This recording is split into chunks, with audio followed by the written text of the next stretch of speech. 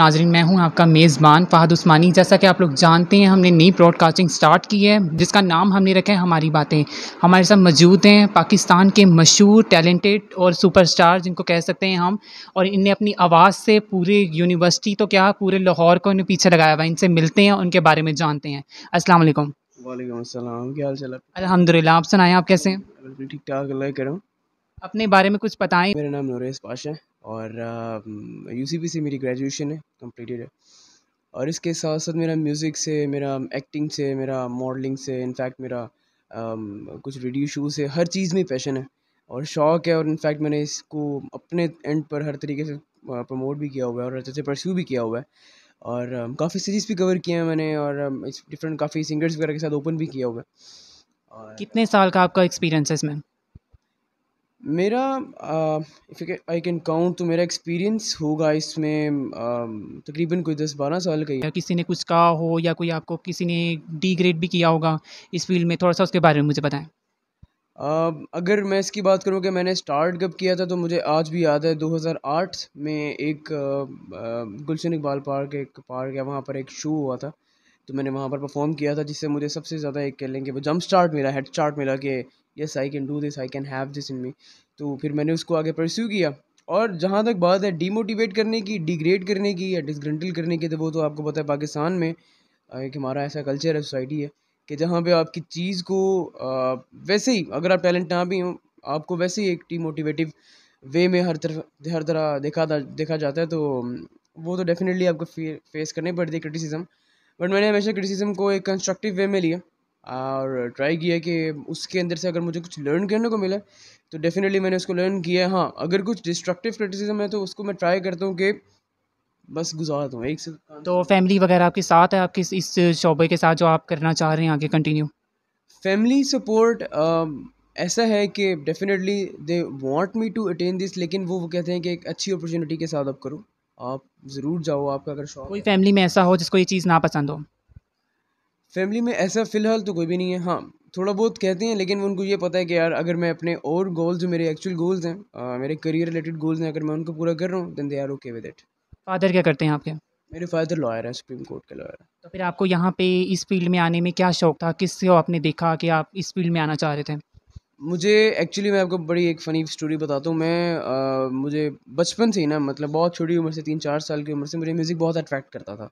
In fact मुझे तो बोलना भी नहीं आता होगा सही से, तो मैं म्यूज़िक की ट्यून्स के ऊपर आई यूज्ड टू डांस। 4 साल की उम्र थी मेरी, जिस पे बिल्कुल हल्की-हल्की ट्यून्स थी और आई डोंट नो कि कौन-सी वो ट्यून थी, लेकिन हाँ, वो थी कुछ और उसपे मैं हल्का-सा हिलता-जुलता था, तो मुझे घर वाले कहते हैं कि इसको म्यूज़िक का शौक है। तो बस मेरे वहाँ से हल्का-सा मुझे म्यूज़िक का सेंस डेवलप हुआ एंड देन उसको आहिस्ता-आहिस्ता सुनते-सुनते कंटिन्यू किया। देन फिर अगर आप देखते हैं तो आतिफ़ असलम, आप हर यूथ की वो एक आपकी कह लें कि वो अट्रैक्शन का सोर्स होते हैं, सेंटर होते हैं। तो वो उसके बाद फिर अरिजीत सिंह हैं। तो इन्हीं सिंगर्स को सुन कर उन्हीं को ट्राई करके इनसे सीख। आपके फ़ेवरेट कौन से सबसे ज़्यादा, कुछ आपके सबसे ज़्यादा आपको दिल को भी अच्छे लगते हों और आपको पसंद भी हों? मैं वैसे तो म्यूज़िक को बाउंड्रीज़ में बिल्कुल भी कैटेगराइज़ नहीं करता, लेकिन अनफॉर्चुनेटली मुझे कहना चाहिए पाकिस्तान में, चूँकि अब हम पाकिस्तान इंडिया की बात कर रहे हैं, तो पाकिस्तान में तो डेफ़िनेटली आतिफ़ असलम है और जो इंडिया में वो अरिजीत सिंह है। आप सैड सॉन्ग सुनते हैं कि फ़ास्ट सुनते हैं या आप रैप वगैरह? Well that depends on my mood. हाँ, rap is not my thing actually. हाँ, कभी-कभी सुन लेता हूँ, लेकिन मेरा मेजर जो जॉनरा है वो दरअसल सिंगिंग में ही है। इसमें जिसमें मेरा sad song I prefer and I like it actually, because मुझे उसमें इसमें फ़ील बहुत अट्रैक्ट करती है दरअसल। क्यों, आपका दिल टूटा हुआ है? दिल दिल तो यार किसका नहीं टूटता। तो फिर आप इस फ़ील्ड में आए कि दिल टूटा तो फ़ील्ड में आ गए? मुझे एक्चुअली म्यूज़िक ना एक वो ज़ुबान लगती है जो कि आपके दिल की ज़ुबान होती है। जब जब आपके अल्फ़ाज़ ख़त्म हो जाते हैं ना, वहाँ से आके म्यूज़िक शुरू होता है। बिल्कुल ऐसा ही है। तो लास्ट टाइम कौन-सा सॉन्ग आपने किया, मुझे थोड़ा-सा सुनाएँगे आप? लास्ट टाइम सॉन्ग हाँ, चलिए मैं आपको एक मैशअप सुनाता हूँ एक। हे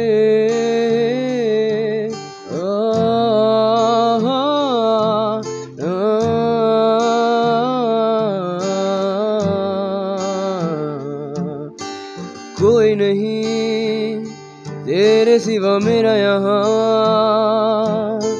मंजिलें है मेरी तो सब यहाँ, मिटा दे सभी आजा फासले, मैं चाहूँ मुझे मुझसे बांट ले, जरा सा मुझ में तू झांक ले, मैं हूँ क्या।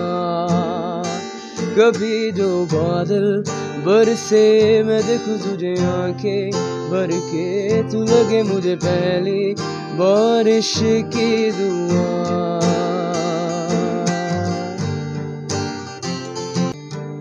लबों को लबों पे सजाओ,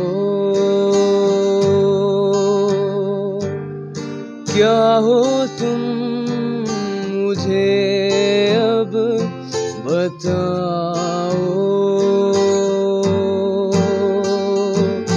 क्यों हो तुम, क्या हो तुम बाहों में, मेरी बाहों में, मेरी बाहों में, मेरी बाहों में।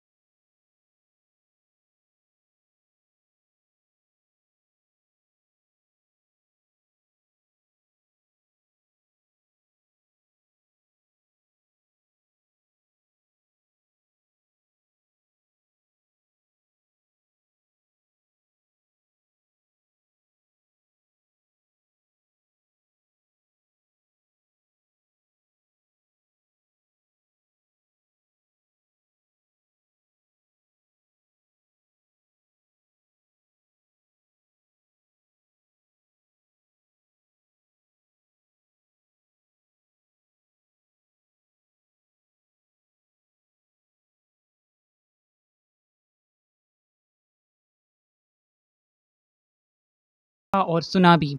हम इनसे और पूछते हैं इनकी जो लाइफ़ है किस तरह की है? मुझे थोड़ा-सा बताएँ। मेरी लाइफ एक्चुअली एक सारा दिन क्या करते रहते हैं इसके अलावा भी? एक्चुअली मेरे ना आजकल जो सीन्स हैं वो ये है कि मैं अपने कुछ करियर गोल्स को भी साथ लेकर चलना होता है, because to be career goals honest क्या हैं आपके? मेरे करियर गोल्स दरअसल ब्यूरोक्रेसी के हैं। मुझे बहुत शौक है ब्यूरोक्रेसी का, और इनफैक्ट मैं उसके लिए कोशिश भी कर रहा हूँ और उसके लिए ट्राई भी कर रहा हूँ। और अदर देन दैट मैं म्यूज़िक को थोड़ा बहुत टाइम अपना वक्त का ज़रूर देता हूँ, बिकॉज मेरे दिन में अगर मैं इस गिटार को ना पकड़ूँ तो it it it seems like मेरा दिन कुछ कुछ रह गया, ठीक है। तो वो होता है, और मेरा शौक है तो इस वजह से मैं इसको कोशिश करता हूँ कि मुझे अगर मैं इसको 10 मिनट भी दे रहा हूँ तो मैं इसको कोशिश करता हूँ देने का। अदर देन दैट मैं अपने करियर गोल्स जो मेरे चल रहे हैं उनके लिए मैं पूरे दिन में एफर्ट्स कर रहा होता हूँ। इसके अलावा क्या हॉबीज़ हैं आपकी? इसके अलावा हॉबीज़ मेरी बुक रीडिंग मेरी हॉबी है। लास्ट और टाइम कौन-सी बुक पढ़ी आपने? लास्ट टाइम तो मैंने बहुत मशहूर ज़माना एक बुक है the subtle art of not giving a fuck, वो आप लोगों ने सबने पढ़ी होगी इनफैक्ट। वो मुझे बहुत बहुत पसंद है इनफैक्ट, और मेरी लास्ट रीडिंग भी वही रही है फ़िलहाल तो। जो आपकी इस फ़ील्ड को पसंद नहीं करते, उनको क्या कहना चाहेंगे? जो मेरी इस फ़ील्ड को पसंद नहीं करता मैं उनकी ओपिनियन की रिस्पेक्ट करता हूँ पहली बात, बिकॉज़ हर एक की ओपिनियन होती है, हर एक का नज़रिया होता है, हर एक का पॉइंट ऑफ व्यू होता है। आप उनको चेंज नहीं कर सकते हो तो आप उनको एटलीस्ट एक्सेप्ट ज़रूर कर सकते हो, और मैं उनको एक्सेप्ट करता हूँ, मैं उनकी रिस्पेक्ट करता हूँ उनकी ओपिनियन की। यस, उसकी वजह से मैं अपनी चीज़ को या अपने शौक़ को दरअसल उसको मैं बिल्कुल कम नहीं करता, या मुझे ये नहीं होता कि मैं उनकी ओपिनियन की वजह से अपनी चीज़ को ख़त्म कर दूँ, बिकॉज़ अगर मुझे ही उनकी ओपिनियंस अफेक्ट करेंगी तो फिर मेरे और उनमें फ़र्क नहीं रहेगा ना। बिल्कुल ऐसा ही है। चलिए मुझे अपनी कोई स्टोरी बता दें कि जो आपका कोई फ्रेंड हो जिसको आप याद करते हो और आप मिल नहीं सकते उससे, या कोई छोड़ गया हो? कोई स्कूल का, कॉलेज का कोई ऐसा साथी हो? दोस्ती एक बहुत बड़ा वर्ड है, एक मोहब्बत से ही बड़ा वर्ड है दरअसल दोस्ती। तो मैं दोस्ती जिनका नाम जिनको देता हूँ वो मेरे लिए बहुत अहम होते हैं, ठीक है। और जिन दोस्तों के साथ मेरा एक इतना क्लोज ताल्लुक़ है तो मैं उनके साथ मुमकिन हद तक जितना मेरी तरफ से एफ़र्ट्स हो सकते हैं उनके लिए करूँ, और उनके साथ रहने की और उनके साथ एक अपनी यादगार लम्हात बनाने की तो कोशिश करता हूँ। कोई ऐसा जिस छोड़ के चला गया हो, जिसको मिलना भी चाहते हो? बहुत लोग होते हैं, आपको पता है लाइफ एक इट्स लाइक अ ट्रेन जिसके ऊपर लोग आते हैं, एक अपने प्लेटफॉर्म से उतरते हैं, नए प्लेटफॉर्म पे चले जाते हैं। सो बहुत लोग होते हैं, बहुत दोस्त होते हैं, और ज़रूरी तो नहीं होता कि अगर नहीं, दोस्त एक कोई एक स्पेशल होता है ना जिसको आप मीन्स के कहते हैं कि बस कभी मिल जाए, कहीं पे मिल जाए, कहीं पे? स्पेशल, हाँ स्पेशल वन तो मतलब आप जो डायरेक्टली पूछना चाह रहे हैं, आप यही पूछे ना कि कोई आपका कोई मोहब्बत छूट गई हो तो। नहीं, मोहब्बत नहीं, एक फ्रेंडशिप बहुत अलग चीज़ होती है। मोहब्बत और दोस्ती में फ़र्क है प्लस है। मैं दोस्ती की बात करें तो फिलहाल मेरा ऐसा कोई दोस्त है नहीं जो मेरा इतना दूर चला गया अच्छा, चलिए मुझे अपनी बचपन की कोई शरारत बता दें। हो। बचपन की शरारतें, अच्छा बचपन में यार मुझे तो खैर खुद तो कुछ याद भी नहीं है, लेकिन ये याद है कि मैं बहुत माँ बाप शरारती तो बताते होंगे ना, कोई शरारत होगी आपने जो की होगी। बस कुछ ना कुछ करते ही रहता था मैं। और इनफैक्ट शरारत तो नहीं कहना चाहिए, लेकिन शौक बता दूं बचपन का मैं आपको, वो ये कि मुझे एक्शन फिगर्स होते हैं ना छोटे छोटे, जो उनको मैं I used to call them aliens. और मैं वो उस चीज़ का इनफैक्ट आज भी वो मेरे वो संभाले हैं मैंने, और मैंने तकरीबन तकरीबन वो मैंने हज़ारों की तादाद में उनकी कलेक्शन की थी, और वो आज भी मेरे पास वैसे के वैसे महफूज हैं। बता दें कि आपकी ज़िंदगी का एम क्या है?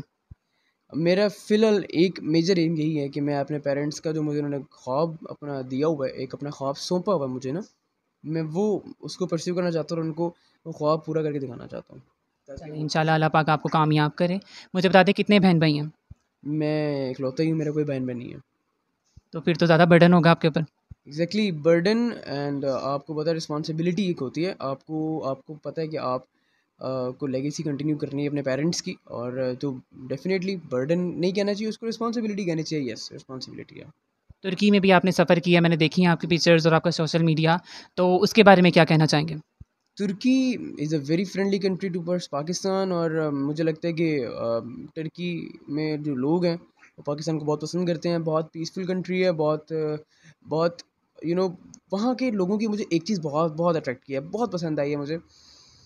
वहाँ पर नो मैटर कि आपकी एज क्या है, ठीक है? अगर कोई कपल जा रहा है ना, अगर वो लेट्स सपोज़ वो कोई 10 साल के हैं, 20 के हैं, 50 के हैं या 80 के हैं, उनकी लॉयल्टी, उनकी फिडेलिटी का इतना ज़बरदस्त फैक्टर है कि वो अगर साथ बैठे हैं ना, तो उनके लिए दुनिया में कोई और मैटर नहीं कर रहा, सिर्फ वो बंदा मैटर कर रहा है जो उनके जिनके साथ वो बैठे हैं। और वो चीज़ मुझे इतनी फैसिनेट की है यार कि वो अगर किसी ने हाथ में हाथ डाला हुआ है ना, तो वो बस उसी के साथ है, ठीक है? और उसको परवाह नहीं है कि उसके साथ कोई बहुत खूबसूरत इंसान बैठा है, ही डैम केयर और शी डैम केयर। तुर्की में और पाकिस्तान में क्या फ़र्क है? कोई एक ऐसा मुझे बता दें।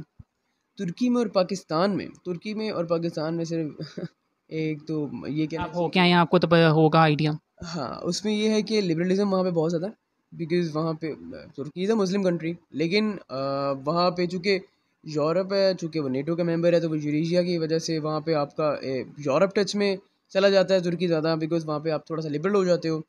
और थोड़ा-सा ये है कि वहाँ पर जो लोगों की नेचर है ना, वो फ्रेंडली है। पाकिस्तान में तो बहुत ही फ्रेंडली है ना, वहाँ पर फ्रेंडली है, बट अपने काम से काम रखना है उनका, जैसे यूरोप में होता तुर्की में कोई सॉन्ग किया हो आपने वहाँ पे, तो लोगों ने बहुत पसंद किया हो, तो मुझे सुनाएँगे वो? है। तुर्की में मुझे याद है मैं ऐसे गिटार तो लेकर नहीं गया था, लेकिन हाँ I used to sing some things on कोई ड्यूरिंग रूमी कलाम आता है आपको? स्ट्रीट्स में।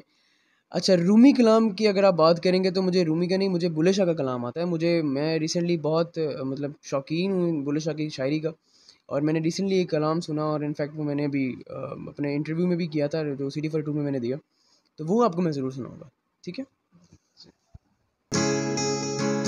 बुल्ले नू समझावण आईयां भैणां ते भरजाइयां, बन लै बुलिया साडा कहना छड्ड दे बल्लां राइयां, आल नबी औलाद अली नू तू क्यों लेकर लाइयां, जेड़ा सानू सैयद सद्दे दोज़ख मिले सजाइयां, बंदेया हो बंदेया बंदेया हो राई साई सभी थाई रब दियां बेपरवाइयां, सोहणियां परे हटाइयां ते खोजियां लै गल लाइयां, जे तू लोड़े बाग बारा चाकर हो जा रहियां, बुल्ले शादी जात की पुछड़ी शाकर हो रजाइयां, बंदेया हो बंदेया बंदेया हो।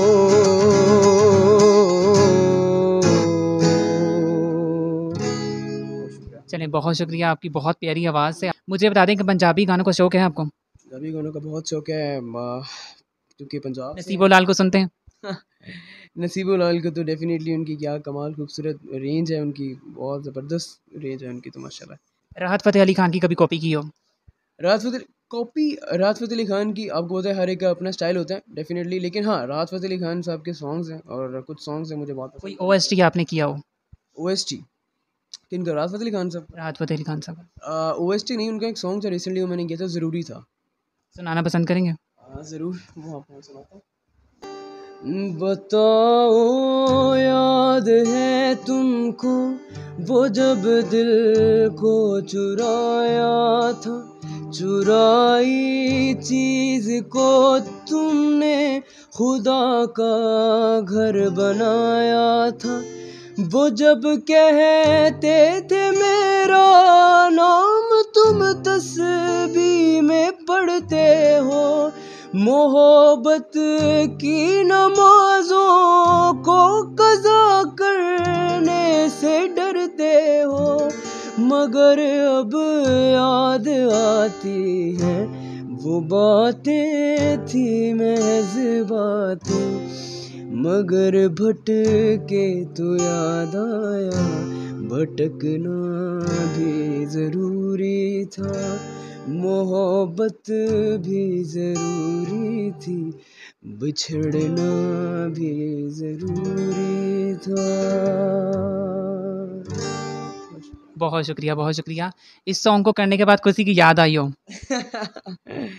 यार इस सॉन्ग तो वैसे ही लगाओ बहुत है, याद तो आपको पता है जो लोग बिछड़ जाते हैं उनकी आ ही जाती है।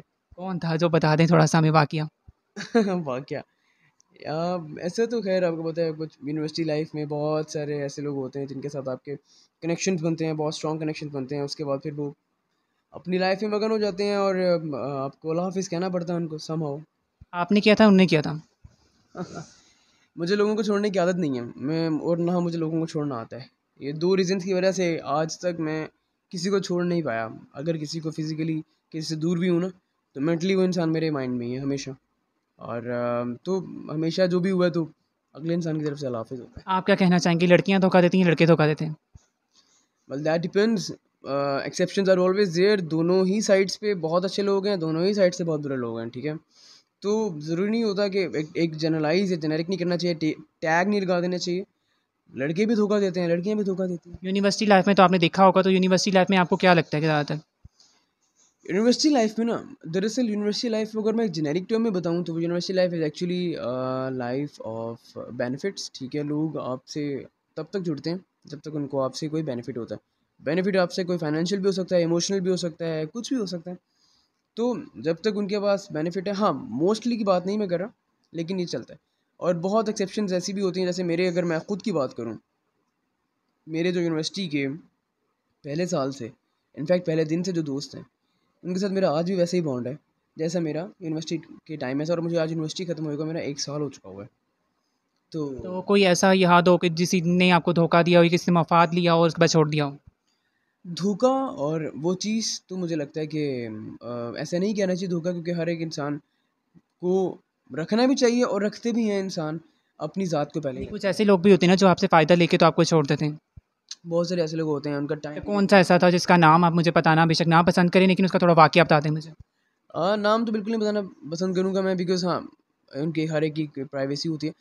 हाँ, आपको थोड़ा-सा हिंट ज़रूर ये दूँगा कि यूनिवर्सिटी लाइफ़ में ही मेरे कुछ दोस्त थे और उनको कुछ इमोशनल नीड्स की ज़रूरत थी बहुत ज़्यादा। मतलब वो अपने कुछ रिलेशंस की वज़ह से बहुत ज़्यादा डिस्टर्ब थे और मैं एक ऐसा हर वक़्त इंसान रहा हूँ जो कि एक बहुत खुशमिज़ाज और हँसने-खेलने वाला रहा हूँ।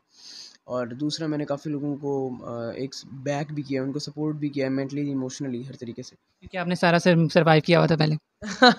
एग्ज़ैक्टली वो कहते हैं ना कि आप मेरी आदत रही है हमेशा से एक्सपीरियंसेस से सीखने की। कभी आप कर सकते हो एक्सपीरियंस, तो तब आपको कोई ना कोई लेसन मिलता है, या कभी-कभी ऐसा होता है कि आप किसी के एक्सपीरियंस से भी सीख लेते हो। तो वो मैंने रहा है, तो मुझे हमेशा से मैंने काफ़ी लोगों को हेल्प आउट किया है उनकी उनकी टर्बुलेंस के अंदर, उनकी प्रॉब्लम्स के अंदर, कि यार किसी तरीके से वो अपने अपने एक्चुअल जो मेंटल डिस्टर्बेंस है उससे, एंग्ज़ायटी से, डिप्रेशन से बाहर आ सकें। तो बस वो होता है कि आप कुछ लोग थे जिन्होंने जो अटैच हुए इसी वजह से कि वो खुद मेंटली डिस्टर्ब थे।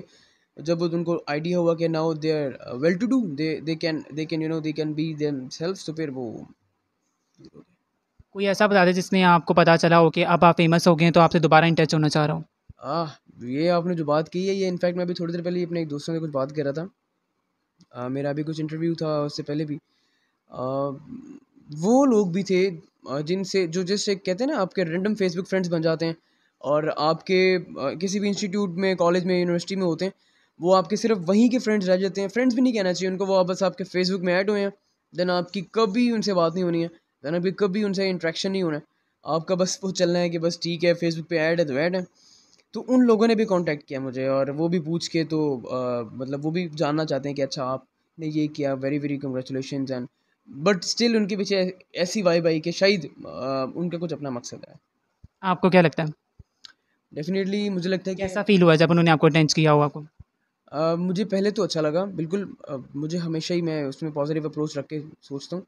मुझे अच्छा लगा कि उन लोगों ने डेफिनेटली हर एक अपनी ज़िंदगी में मसरूफ़ होता है, लेकिन अगर किसी ने इस तरह एक एक पोस्ट के थ्रू अगर किसी ने अप्रोच किया तो वेरी वेरी वेल, बहुत अच्छा लगा मुझे। लेकिन अगर किसी की इंटेंशन और भी हैं तो वो उनकी इंटेंशन है ना, उनकी परवाह नहीं है। अलावा क्या-क्या आपने काम किया इस म्यूज़िक के अलावा? म्यूज़िक के अलावा मेरी जो शौक है वो इसी मीडिया से रिलेटेड फील्ड में है। मैंने एक्टिंग में भी काम किया है, मैंने मैथ डॉक्यूमेंट्री। कम्युनिकेशन की हुई है आपने? नहीं, मैंने मैथ्स कम्युनिकेशन नहीं की हुई, मैंने बायोटेक्नोलॉजी की हुई है ग्रेजुएशन में। बट आपकी डिग्री आपकी करियर को चूज़ नहीं करती कभी भी।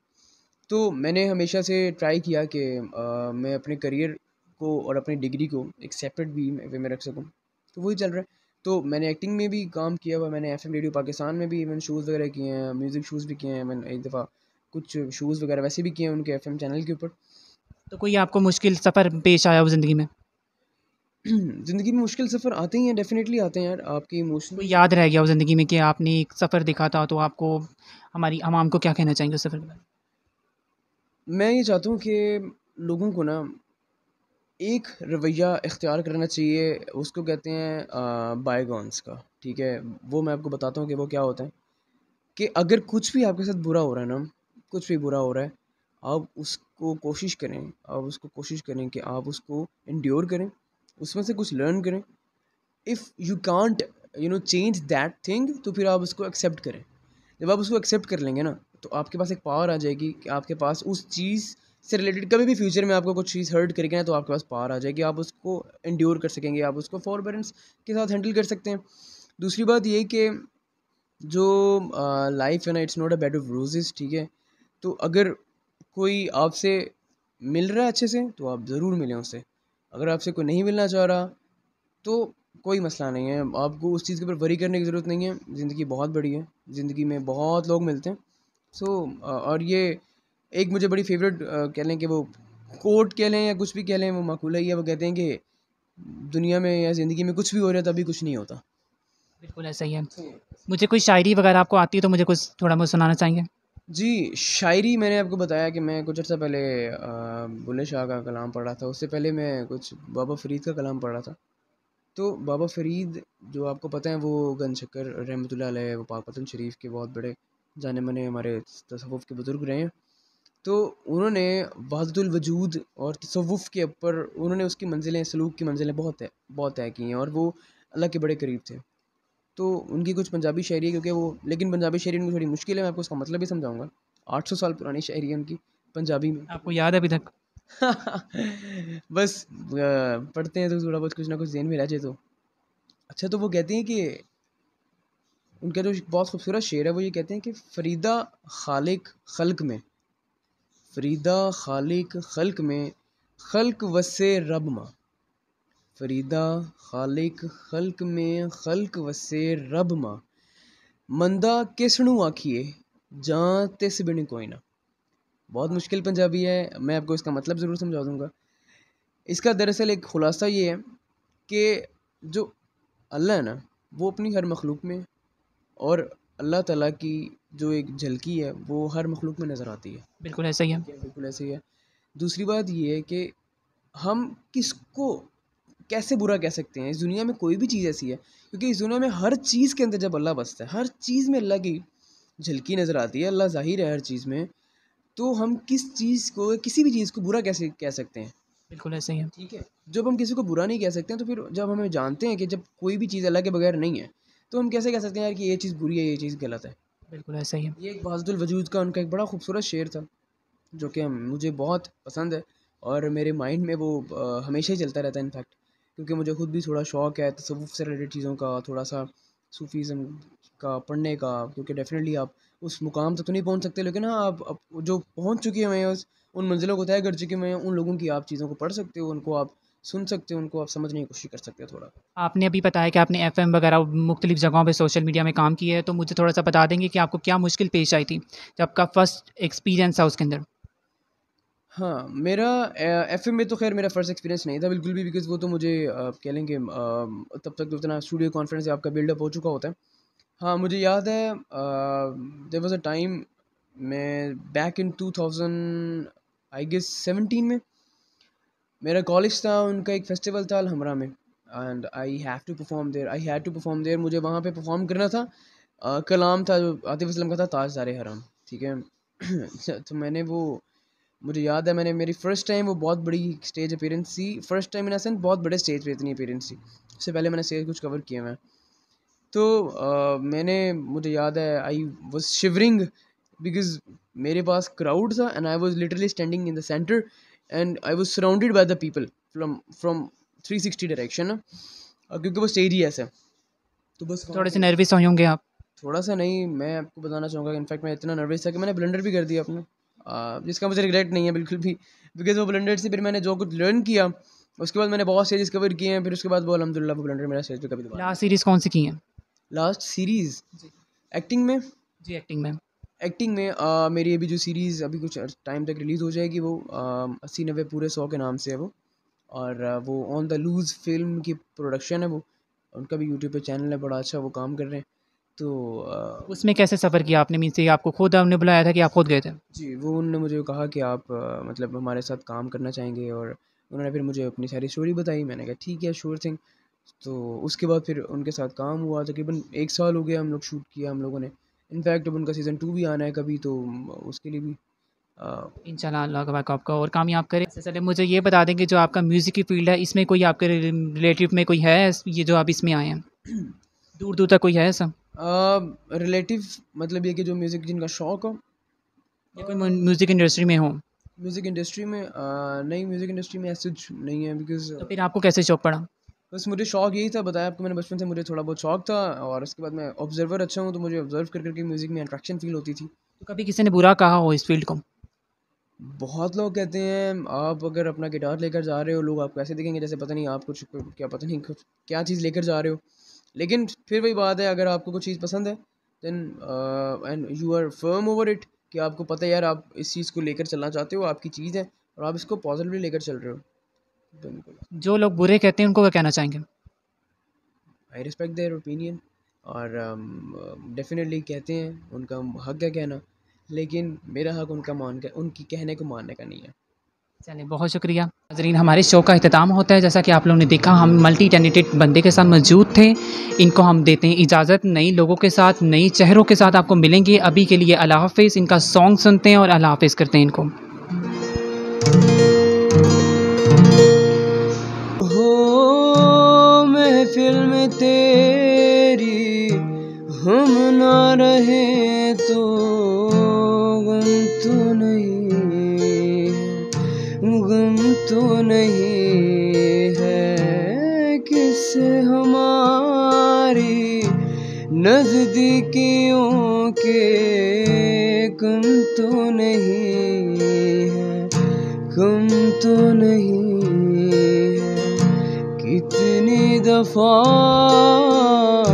सुबह को मेरी तेरे आंगन में बैठे मैंने शाम किया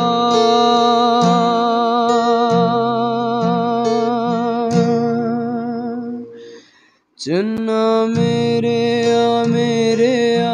चन्ना चन्ना बेलिया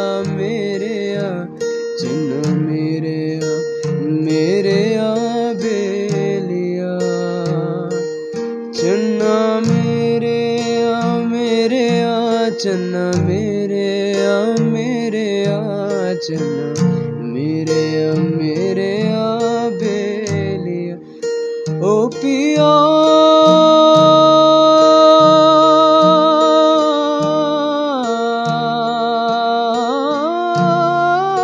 पिया